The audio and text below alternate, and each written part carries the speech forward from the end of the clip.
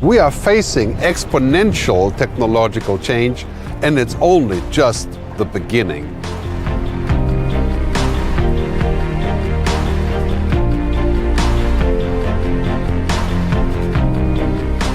If you're a musician, publisher, or car maker, you know this too well. Sector after sector, industry after industry, we're waking up to the fact that the future is already here. We just haven't noticed. Think about that if you're a banker, a doctor, a lawyer, an accountant, or a marketer. Your career may soon be impacted or simply be over. If your profession is built on routine, it will be automated. So before you choose a career, make sure it has a shelf life. 50% of our jobs will be automated within the next 10 to 15 years. But the good news is that the vast majority of new jobs hasn't even been invented yet. Anything that cannot be digitized or automated or otherwise done by robots will become extremely valuable. Human-only work is our future. What I call the mega shifts, such as datafication, automation, cognification, and robotization, will bring us magical new possibilities. But some of them are also making us manic or lead to toxic side effects. If you're spending more time communicating with screens than with human beings, maybe now is a good time to check back in with Team Human. Soon that screen you'll love so much will be a bot that will sound and feel very much like a friend, your friend, making it even harder to turn off. Are you already overconnected or digitally obese? Has big tech made you a happier person or just a busier one? For all the magical algorithms that are changing our lives at every turn, there needs to be a human equivalent, what I call the androrhythms, the things that actually make us human. Compassion, ethics, mystery, design, morals, and values. You know, the most important things in life cannot really be expressed in zeros and ones, and human thinking isn't really computable, or is it? But within a decade or even sooner, we will reach the so-called singularity, the point in time when machines will equal and then surpass humans in brain power. By the time that happens, it may be too late to retain what actually made us human and to protect our humanity.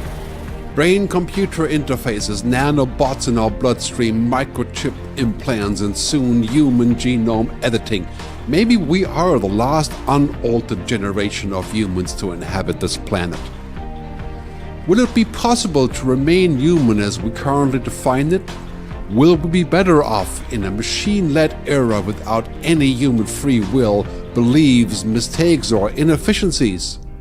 What would it mean for humanity to cohabit with an intelligence far greater than ours? How could we cope with our newfound irrelevance?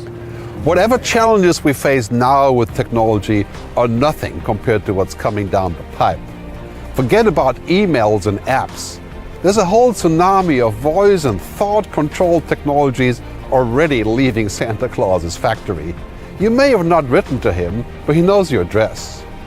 Technology is not good or bad, per se. It just is, until we apply it, of course. Silicon Valley has spent the last decade on building platforms whose endgame is digital addiction and utter dependency.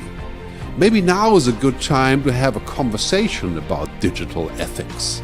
Or should we wait until luxuries such as mystery, free will, and unrecorded thoughts are a distant memory? Technology is not our enemy. Technology is a useful servant, but it could also become a terrible master. Technology is a tool to be employed, not a purpose to employ us. How much of your humanness are you willing to surrender in order to tap into the convenience of those magical machines? The more we robotize our world, the less we govern ourselves. How much would you agree to be optimized, upgraded, and made infinitely more powerful and efficient? Would you rather be wired than fired? Are we destined to just merge with technology, to become one with the machines? The future is no longer just a time to come, it's more like a state of mind. Never in human history has the present been so temporary. Humanity will change more in the next 20 years than the previous 300 years. It is now imperative to remember that technology is not what we seek, but how we seek. Let's embrace technology but not become it. Because the future is much too important to be left to algorithms and intelligent machines. Let's define our own future before it gets decided by